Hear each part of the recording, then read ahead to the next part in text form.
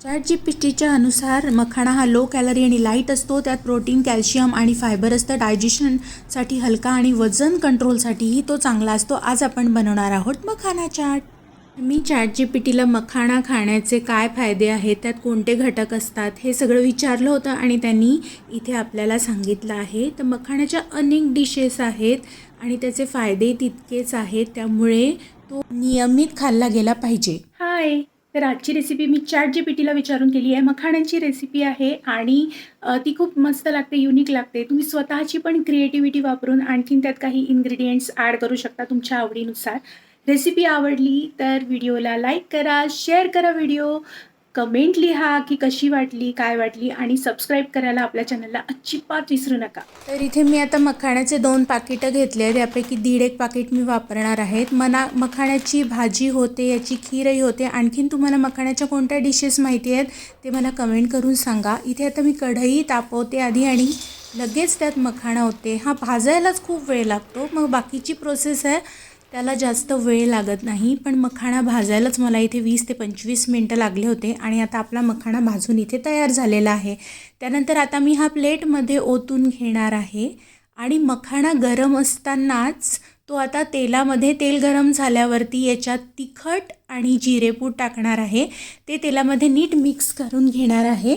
मग त्याच्यात सगळा मखाणा ओतून नीट परत परतवून घेणार आहे. सगळं मिक्स झालं पाहिजे. त्याच्यातच मी मीठ आणि चवीपुरती साखर टाकणार आहे आणि आता इथे तो नीट मिक्स करणार आहे. आता इथे त्याचा रंग बदललेला तुम्ही बघू शकता. चवीपुरती साखर मी टाकली आहे. तसंच मी याच्यात चवीकरता ऑरेगॅनो टाकणार आहे, तो खूप छान लागतो. इथे एक हॅक अनलॉक झाला आहे, तर म्हणजे मी प्लेटनी ऑरेगॅनो टाकला आहे, हे सोपं पडतं. आणि आता आपला मखाणा तयार झाला आहे. बघा किती क्रिस्पी आणि क्रंची आहे. मला तर हा असाच खायला आवडतो आणि तुम्हाला. तर आता इथे तो गार झाल्यावर याचा चाट करायला घेऊया. तर याच्यात मी आता पिझ्झा आणि पास्ता सॉस चवीसाठी टाकणार आहे. त्याच्यानंतर मी इथे टोमॅटो केचप पण टाकणार आहे. तुम्हाला अजून काय ॲड करायचं ते तुम्ही कमेंटमध्ये सांगा, अजून आपण काय ॲड करू शकतो. आता इथे नीट मिक्स करून घेऊया. मग याच्यात चवीसाठी ऑरेगॅनो परत टाकूया. रंग पहा किती छान आला आहे. आता चाट म्हटलं की टोमॅटो, कांदा आणि कोथिंबीर हे आलेच. हे आळीपाळीने आपण याच्यात घालून घेऊया. सगळ्यात पहिले आपण कांदा घालू आणि मग टोमॅटो घालू.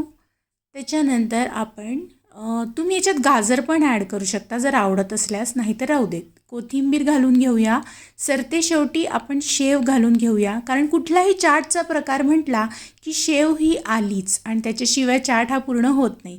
आता आपण इथे सजवण्यासाठी शेवपुरीच्या ज्या पुऱ्या असतात त्यांचा मी वापर केला आहे.